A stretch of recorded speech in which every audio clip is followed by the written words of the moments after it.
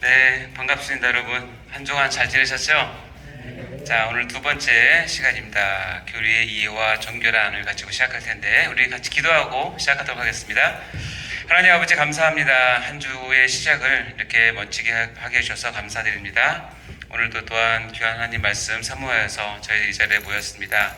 저희에게 주신 이 사명 잘 감당할 수 있도록 우리의 생명 되신 말씀을 잘 이해하고 교리적인 측면으로 우리가 그것을 잘 소화해서 우리 사랑하는 성도들과 교회에 아주 선한 영향을 미칠 수 있는 저희가 될 수 있도록 축복하여 주옵소서. 또 그 영상으로 같이 강의를 듣는 원우들에게도 함께 하시고 깊은 깨달음과 같은 은혜를 허락하여 주셔서 우리가 하나님 말씀 앞에 겸손히 설 수 있는 그런 귀한 시간 될 수 있도록 도와주시옵소서.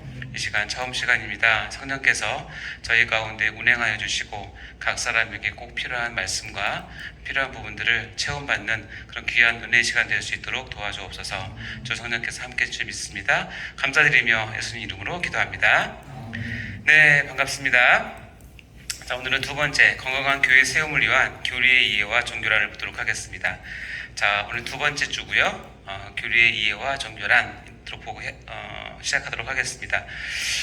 제가 어쨌든 건강한 교회와 목회라는 주제로 이제 같이 시작을 할 텐데, 제가 전에 말씀드렸지만 제가 교리를 가르친 지가 올해가 19년째 안 믿으시겠지만, 그래서 제가 지금 섬기고 있는 교회에서 슬기로운 교리 생활 또는 슬기로운 성경적 교리 생활이라는 주제로 우리 성도들에게 이렇게 교리를 가르치고 있는 중입니다.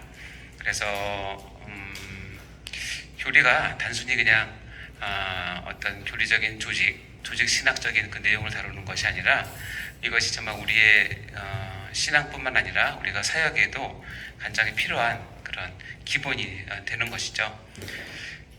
어쨌든 제가 작년에는 또 특별한 경험을 했는데, 이렇게 슬기로운 교리 생활을 우리 담임 목사님의 이렇게 배려 가운데 우리 교회에서 가르치는 것뿐만 아니라, 저는 시온교회에서 1월달에 교리를 가지고 이제 부흥회를 했는데, 저는 이 단어가 너무 좋아요. 교리 부흥회라는 단어가. 우리 시온교회 우리 권병철 담임 목사님이시죠? 담임 목사님께서 이 제목을 이렇게 지어주셨는데, 교리 부흥회 참 좋지 않습니까? 원래는 교리라는 단어와 이 부흥이라는 단어가 정말 잘 어울리지 않는 내용이거든요. 마치 뜨거운 영하 100도의 태양 이런 느낌, 열대야의 북극 이런 느낌이죠. 빠른 대지만 서로 어울리지 않는데, 근데 교리와 부흥회가 하나가 될 수 있다는 것을 제가 이제 1월달에 이것을 인도하면서 많이 깨닫게 되었는데, 그래서 제가 이제 올해 하는 그 슬기로운 교리 생활은 교리 부흥회와 같은 것으로 조금 성격을 조금 이렇게 바꿨어요. 그러다 보니까 듣는 분들이 딱딱한 교리뿐만 아니라 거기에서 이제 우리 영적인 감흥이나 또는 감동 이런 것들이 훨씬 또 깊게 가는 것을 볼 수가 있는 것 같아요. 그래서 어쨌든 저도 이제 매년 할 때마다 조금씩 이런 부분들에 대해서 이렇게 감동을 받고 조금씩 이렇게 변화되고 이렇게 발전할 수 있어서 너무나 감사합니다. 자, 그럼 우리 이번 학기에 내내 우리가 교회를 생각하고 세움을 생각하고 그다음에 목회를 생각을 하는, 그래서 건강한 교회를 이루는 것이 목적인데, 제가 이제 여러분에게 가르치는 것은 툴은 교리예요. 그럼 교리는 어떻게 생각하세요? 교리라고 할 때 느낌 어떠세요? 딱딱하다. 그렇죠? 근데 여기 있는 분들은 제가 보기에는 한 번 이상 다 들었던 것 같아요. 일단은 교리라고 하는 것을 처음 접하면 대부분의 사람들이 재미없고 딱딱하다, 또 어떻게 약간 좀 거부감이 있다, 심한 말은 꼰대스럽다 이렇게 하는 사람도 있고, 교리를 얘기하면 이단스럽다고 얘기하는 사람도 많아요. 왜냐면 정통교회에서는 교리란 말을 잘 안 쓰고, 오히려 이단들은 이 교리란 말을 굉장히 많이 써요. 자기들의 그 조직을 위해서 교리를 많이 이용을 하죠. 그러니까는 교리를 가르친다라고 하면 정통교회에서도 약간 거부감이 있는 것 같아요. 자, 이 시간은 자 봐요. 여러분은 지금 이중적인 그 두 개의 면을 같이 하셔야 돼요. 왜냐면 저와 함께 이 시간을 통해서 여러분 스스로가 교리가 무엇인지를 다시 한번 깨달아야 되지만 동시에 우리 원우들이 이 시간에 배운 것을 동일하게 우리 성도들이나 여러분이 부서에 이것을 가르친다면 이 두 개의 면을 동시에 생각을 하면서 들으면 도움이 될 거예요. 여러분도 교리가 재미없고 딱딱하고 어렵다라고 느낀다면 여러분이 맡고 있는 성도들은 어떻게 느낄까요? 아마 더 크게 느낄 거예요. 그렇죠? 근데 우리가 이 시간을 통해서 교리를 가르치는 첫 번째 목적은 뭐냐면 이렇게 선입견이 있는 교리를 쉽고 흥미롭고 감동적으로 다가가게 하고 싶다는 거예요. 예를 들자면 미녀와 야수 보셨습니까? 영화? 만화 영화? 안 보셨습니까? 미녀와 야수에서 야수가 이제 흉측한 모습으로 나오잖아요. 근데 많은 사람들은 그 야수의 흉측한 모습이나 그 아주 그 거친 행동임에도 불구하고 다들 관객들은 뭐냐면 그 야수가 미녀와 잘 되기를 바래요. 이유는 뭐냐면 그 야수가 원래는 뭐예요? 왕자이기 때문에 그래요. 그러니까 원래는 왕자고 아주 실력 있고 능력 있고 멋진 사람인데 어쨌든 마법에 걸려서 야수가 된 거니까 그것을 알기 때문에 야수의 그런 모습을 보더라도 어떻게 잘 되길 바라는 거 똑같죠. 그러니까 겉모습은 그렇지만 속이 본질이 분명하게 아름답고 능력 있고 힘이 있는 거라면 그것이 잘 드러나서 취하길 원해요. 그러나 겉모습만 보고 버리면 야수인데 야수를 버리는 게 아니라 실은 왕자를 버리는 거랑 똑같은 거죠. 똑같아요. 잠자는 숲속의 미녀 아시죠? 마법에 걸려서 잠을 자잖아요. 근데 어떻게 해요? 그 마법을 깨려면 왕자가 와서 키스를 해줘야 깨는 거예요. 근데 여러분 잠을 오래 자면 어떻죠? 실제로는 굉장히 냄새도 날 거고 외향적으로는 굉장히 더러울 수 있죠. 침도 많이 흘릴 거고. 근데도 불구하고 그 동화에 보면 많은 사람들이 그 잠자는 숲속의 공주에게 백마탄 왕자가 와서 키스해 주길 바래요. 왜냐면 그 잠자는 여자가 공주이기 때문에 그래요. 교리가 겉으로는 딱딱하고 재미없고 어떻게 보면 좀 벽처럼 느껴지지만 그 안에 담겨 있는 것은 진짜 성경을 담는 진리이거든요. 그러니까 외형적으로 그렇게 느낀다고 해서 그것을 거부하면 그 안에서 저는 실제적인 유익을 놓칠 가능성이 많죠. 그래서 우리가 이 교리 공부를 다시 하는 이유는 뭐냐면 우리가 그렇게 느껴 선입관이 있는 이 교리 공부에 대해서 이제 흥미롭고 쉽고 감동적으로 다가갈 수 있도록 하는 것이 지금 여러분과 제가 1차적으로 가져야 될 목표이고 더 나아가서 여러분이 맡은 우리 부서나 우리 아이들이나 성도들에게 이 말씀을 가르칠 때 이렇게 쉽고 흥미롭고 감동적으로 다가갈 수 있도록 준비도 하셔야 된다는 거예요. 그 두 개를 같이 생각하셔서 그래서 이번에 보면 성도 어느 누구나 편하게 접근해서 이 교리의 체계를 습독하도록 하는 게 이 시간의 목표예요. 자, 그래서 말씀을 보면 신명기 32장 2절 말씀에 이런 말씀이 있어요. 한번 읽어볼까요? 시작. 내 교훈은 비처럼 내리고 내 말은 이슬처럼 맺히나니 연한 풀 위에 가는 비 같고 채소 위에 단비 같도다. 여기서 내 교훈이라고 하는 것은 영어로 보면 독트린이라고 되어 있고 또는 다른 영어는 마이 티칭이라고 되어 있는데 이 독트린은 교리를 뜻하는 거예요. 그러니까 성경의 교훈이라고 하면 거의 교리라고 생각을 하셔도 큰 문제가 없어요. 이 구절은 모세가 이제 신명기니까 모세의 마지막 설교에서 나왔던 거예요. 그러니까 내 교훈은 뭐냐면 1차적으로는 모세가 하나님께로부터 받은 모든 율법을 뜻하는 거겠죠. 하나님 말씀을 뜻하는 거예요. 이 말씀은 비처럼 내린다고 되어 있어요. 그리고 내 말은 이슬처럼 맺힌다고 되어 있고 연한 풀 위에 가는 비 같고 채소 위에 단비 같다고. 그러니까 이 교훈이라고 하는 것은 마치 비처럼 이슬처럼 단비처럼 성경에서 비나 이런 것들은 하늘로부터 주는 축복, 은혜, 또 성령을 뜻하는 거 아니에요?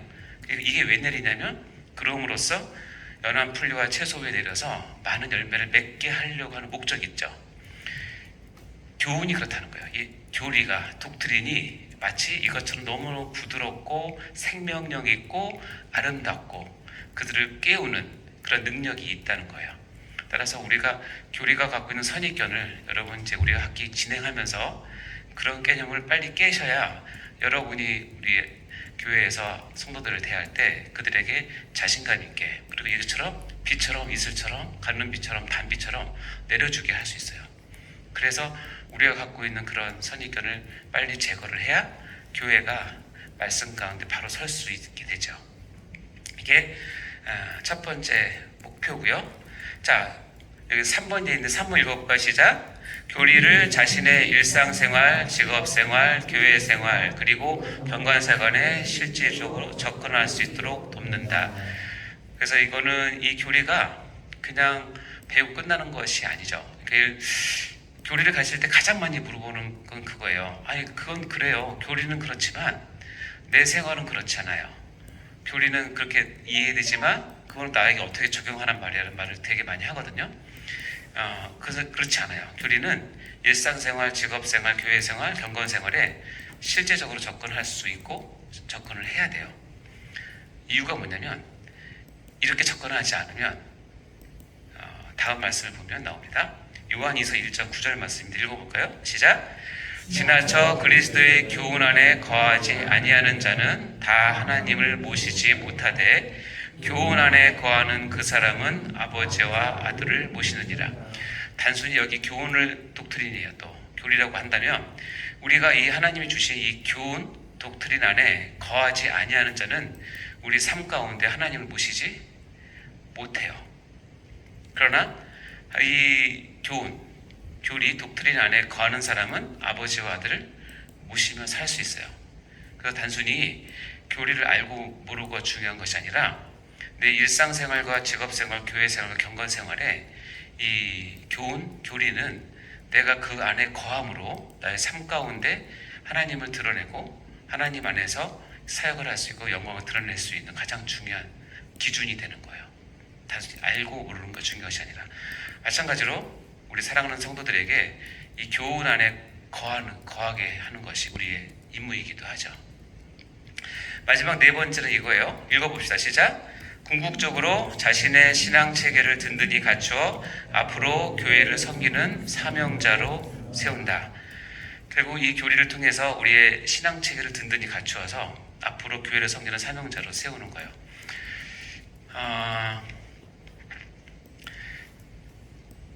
사명자, 그러니까 교회를 맡은 사람으로서 가장 기초적으로, 가장 근본적으로 갖춰야 될 것은 뭐냐면 그 자신이 신앙 체계가 서야 돼요. 신앙 체계가 서지 않고 그동안 들어왔던 많은 것들을 그냥 흔한 말로 그냥 풍어를 가지고 사역을 하기 시작하면 그것은 뼈대가 없고 근본이 없기 때문에 언제든지 흔들릴 수 있고 넘어질 수 있고 때로는 자기 뜻대로 안 됐을 때 실망해서 떠날 수도 있어요.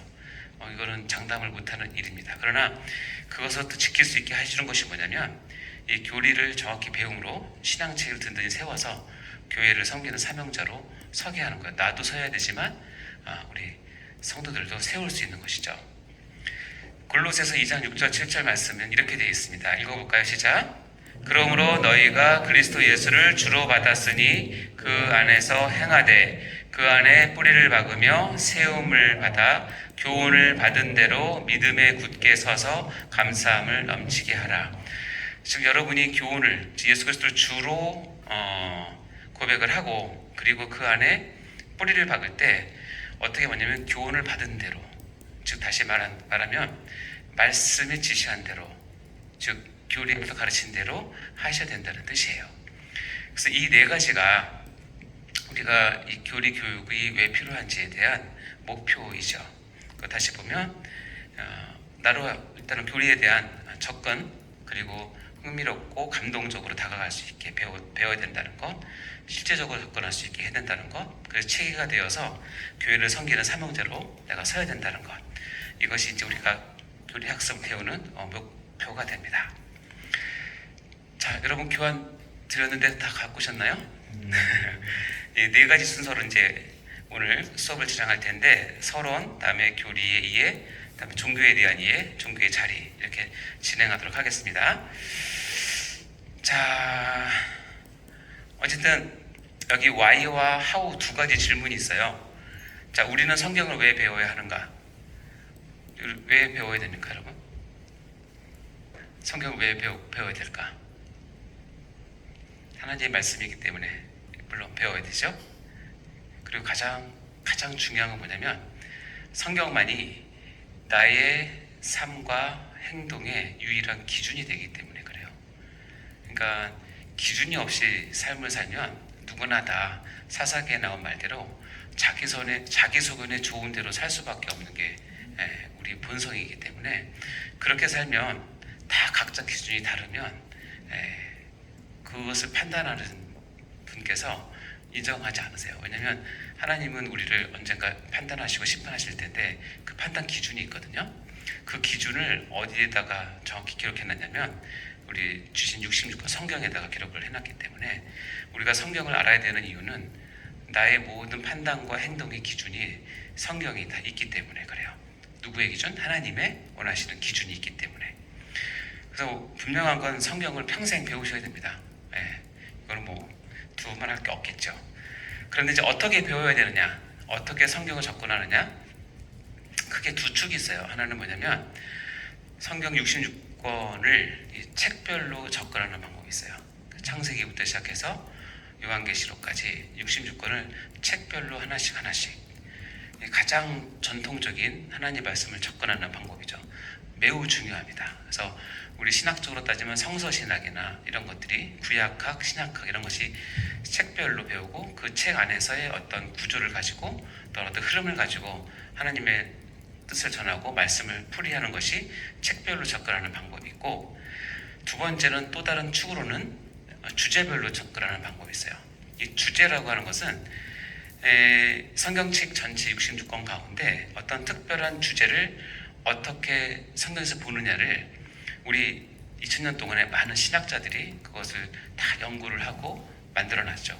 그래서 주제별로 접근하는 방법은 또 여러 가지가 있어요. 예를 들어서 성경 인물로 접근할 수도 있고 어떤 특별한 사건 가지고 이렇게 접근할 수도 있고, 근데 가장 대표적이고 가장 교회사에서 정통적으로 받아들여지는 주제별 접근하는 방법이 바로 교리를 가지고 접근하는 거예요. 교리는 뭐냐면 어떤 한 주제에 대해서 성경 창세기부터 요한계시록까지 성경을 그것을 어떻게 보느냐를 성경을 쫙 연결해서 그것을 묘사를 하는 거예요. 그래서 책별로 보는 방법은 너무너무 중요한 하나님의 성경을 보는 기본적인 거예요. 그래서 책별로 보는 방법과 또 하나는 뭐냐면 그것을 이제 가로로 해서 주제별로 그것을 접근하는 방법, 이 두 가지를 동시에 하셔야 돼요. 그런데 우리가 앞으로 과제는 이제 앞으로 수업은 주제별로 나갈 거예요. 따라서 여러분은 반드시 어떻게 해요? 책별로 하는 것을 병행하셔야 돼요. 그러니까 한쪽만 가시면 안 돼요. 책별과 주제별을 같이 가야 된다는 거 꼭 잊지 않으셔야 돼요. 그래서 제가 아까도 얘기했지만 슬기로운 교리생활이라고는 제 그 교회에서 강의를 할 때 물론 강의 내용의 95%는 이제 주제별 교리를 가르쳐요. 그래서 저희는 교과가 있어요. 교과가 뭐냐면 이거예요. 성경 목록가예요. 이거를 한번 부르고 해요. 이유는 뭐냐면 제가 강조했는데 성도 여러분, 여러분이 지금 교리를 주제별로 이렇게 배우는 수업이 있습니다. 근데 여기 들어오다 보면 성경을 그렇게만 보려고 하는 그런 마음이 생기는데, 그러나 또 다른 측면이 뭐냐면 성경은 66권의 책별로 됐다는 사실을 꼭 기억하십시오라는 의미로 교과가 이거예요. 창세기부터 시작해서 여기까지 쫙 부르면 66권이라고 하는 성경의 바탕 위에 지금 우리가 그 성경 각자를 우리의 뛰어난 신앙의 선배들이 뽑아놓은 교리 체계를 가지고 보게 되는 것이죠. 그래서 이렇게 보면 성경 목록가를 지금 부르진 않겠지만 다 아시죠? 그래서 이렇게 다 해놨습니다. 모세오경부터 시작해서 창세기, 출애굽기 쭉 부르고, 다음에 신약도 이렇게 쭉 부르고, 마지막에 6절은 우리 성경 목록가 책에 보면 그 가사에 보면 이 책의 이름은 생명책이니 구약이 39, 신약이 27 쭉 나오잖아요. 이거 딱 부르고 끝납니다. 그래서 그 인터넷에 찾아가서 보면 그 책에 보면 6절까지 나 있는데 7절은 제가 만들었어요. 그래서 이 책의 말씀을 열심히 읽고 배우고 익히며 마음에 새겨 평생에 주님께 순종하면 하늘의 상급이 너희 것이라 라고 하고 끝나게 되는 교가예요. 근데 실절은 제가 만든 게 아니라 제가 2007년도에 처음 교리를 가르칠 때 제 아내가 이 7절을 만들어줬어요. 그래서 올라간 거예요. 이 책의 말씀을 열심히 읽고 배우고 익히며 마음에 새겨 평생에 주님께 순종하면 하늘의 상급이 너희 것이라. 이게 이제 성경을 대하는 우리의 자세죠. 자, 그래서 성경 묵독가라고 하는 것을 내가 부른 이유는 뭐냐면, 우리가 이제 주제별로 이것을 쭉 나가게 될 때 제가 가르치지 않는 또 다른 한 축의 성경 그 자체적으로 구약은 구약, 신약은 신약, 책별로 볼 수 있는 훈련도 같이 가셔야 된다는 거예요. 근데 이쪽은 또 다른 수업에서 여러분이 배우실 거니까 항상 이 두 개를 같이 가셔야 된다는 겁니다. 그래서 책별에 대한 거 이제 요 슬라이드하고 이제 마칠 텐데, 성경 전체의 구조를 보시면 이렇게 된다고 돼 있어요. 성경은 어쨌든 인간의 공간과 시간 속에서 이루어진 책이기 때문에 하나님 계시잖아요. 그러니까 뭐가 있냐면, 성경은 시간의 흐름에 따라 역사가 기록이 돼요. 성경의 역사서가 있고 구약의 역사서가 있고, 그다음에 신약으로 와서 예수님께서 오셔서 이제 복음서가 있고, 복음서 뒤에는 신약의 역사를 따로 기록한 사도행전이 있어요. 그래서 이 역사서부터 시작해서 사도행전까지가 시간의 흐름대로 기록한 역사의 흐름을 가지고 성경을 한 거죠. 그러니까 창세기, 출애굽기, 레위기, 민수기, 신명기, 여호수아, 사사기, 룻기, 사무엘상하, 열왕기상하, 역대상하, 에스라, 느헤미야, 에스더까지가 구약의 역사예요. 그렇죠? 그 역사를 그냥 시간 순서로 쭉 기록을 해놨어요. 그리고 이 역사에서 하나님께서 그 역사에 바라보시는 하나님의 마음을 기록한 책이 있어요.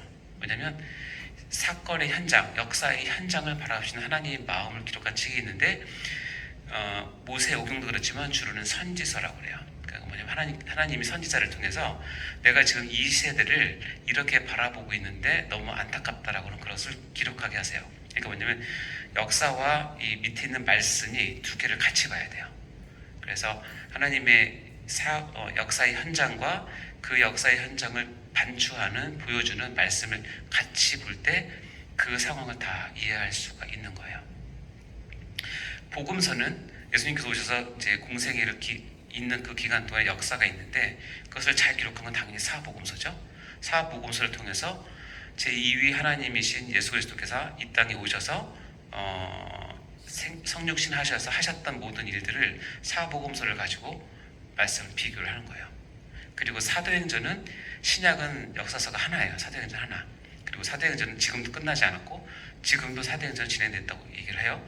그럼 사도행전은 쉬운 얘기로 예수 그리스도께서 오셔서 교회를 세우시고 교회가 어떻게 흘러가는지를 보는 것이 사도행전이에요.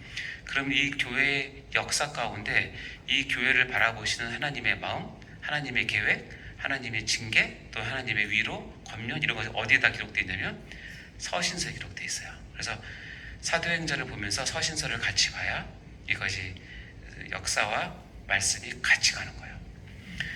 그리고 이 역사가 가고 말씀이 같이 갈 때 항상 중심에 축으로 둬야 되는 것이 뭐냐면 예배예요. 예배. 이것은 구약이나 신약이나 똑같습니다. 그래서 성경 중심에 보면 딱 가운데 뭐가 있죠? 시가서가 있어요.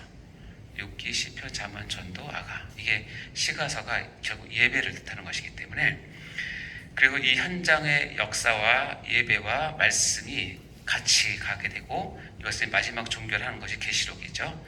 그래서 이 성경의 구조를 이렇게 크게 본다면 밑에 있는 말씀을 가지고 우리가 이제 성경의 구조에 대한 것에서 기운을 얻을 수 있죠. 밑에 한번 읽어볼까요? 시작. 성도는 예배를 중심으로 현장과 말씀을 가지고 살아야 한다. 현장은 있는데 말씀이 없으면 그거는 정말 중구난방 살 수 있고 기준 없이 살 수 있어요. 그것은 우리가 가장 많이 실수하는 거죠. 너무너무 바쁜데 말씀은 없어. 그러면 반드시 어려움을 겪습니다. 반대로 현장은 없는데 말씀만 있어. 그냥 신비하기만 하고 그냥 영적인 것만 해요. 그러면 그 사람은 그냥 귀신처럼 사는 거예요. 그렇기 때문에 현장과 말씀을 항상 어떻게 같이 가야 돼요. 그리고 현장과 말씀이 같이 갈 때 중심을 잡아주는 건 뭐냐면 예배예요. 그래서 현장과 말씀 그리고 그 중심을 잡아주는 예배, 이것이 성경 구조에서 배우는 우리의 교훈이죠. 우리가 앞으로 삶도 마찬가지입니다. 예배를 중심으로 우리의 사역이 되는 현장과 그 현장을 뒷받침하고 말씀해 주시는 하나님의 말씀, 이것이 같이 가야 된다는 뜻입니다. 자, 이 책별은 이렇게 되는 것이고, 자 볼까요? 이제 우리가 이제 앞으로 배울 교리는 이렇게 주제별로 보는, 성경을 보는 가장 대표적인 게 교리예요. 교리를 한마디로 표현하면 저 이렇게 표현하고 싶은데, 여러분 다 지금 안경 끼십니까? 다 수술하셨나요? 교리는 뭐냐면 자기 눈에 맞는 안경을 끼는 거예요. 그래서 어떤 사물을 바라볼 때 우리가 눈이 나쁜데 정확히 맞는, 초점이 맞지 않는 이 안경이 없으면 희미하게 보이든지 잘 안 보이든지 어슴푸레 보이잖아요. 근데 어떻게 되면 나의 시각에 맞는, 시력에 맞는 안경을 딱 꼈을 때 정확히 바르게 볼 수 있는 거죠. 여러분, 성경을 보는 방법은 무수히 많아요.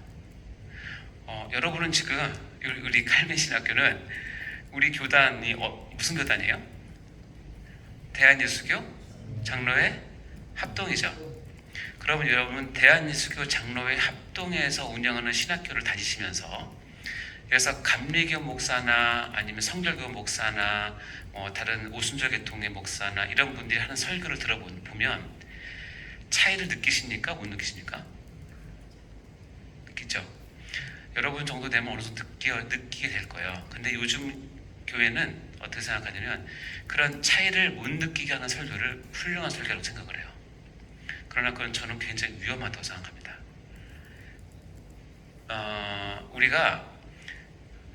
우리가 장로교, 특히 합동이 갖고 있는 교리가 완벽한 진리다라고 얘기하진 않아요. 다 맞다고도 얘기하지 않아요. 그리고 결정적으로는 천국에 가면 장로교 교인만 있는 것도 절대 아니에요. 그렇죠? 그럼에도 불구하고 우리의 인간의 부족함이나 그 한계 때문에 하나님의 말씀을 볼 수 있는 그 틀을 하나님께서 어느 정도 허락을 하셨어요. 우리가 다른 교단 걸 다 배워서 차별을 우리가 다 깨달을 수는 없어요. 뭐가 제일 중요하냐면 내가 지금 속해 있는, 여러분이 선택을 했던지 아니면 태어나서 여기 왔던지는 그 중요한 게 아니라 내가 지금 여기에서 내가 배우고 있는 개혁주의, 장로교, 특히 합동이 붙잡고 있는, 지향하는 교리 체계가 무엇인지는 확실히 알아야 된다는 거예요. 그래서 그것이 있어야 다른 이단이나 다른 이야기를 할 때 딱 들을 수 있어요. 그런 얘기 있잖아요. 은행에서 위패, 가짜 지폐를 판별하는 사람은 가짜 지폐들을 가지고 계속 만져서 판별하는 게 아니라 그는 항상 진짜 지폐만 만져요. 손끝에 진짜 지폐로만 계속 훈련합니다. 그러다가 그 중에 가짜 지폐가 딱 걸리면 이 손이 안 돼요.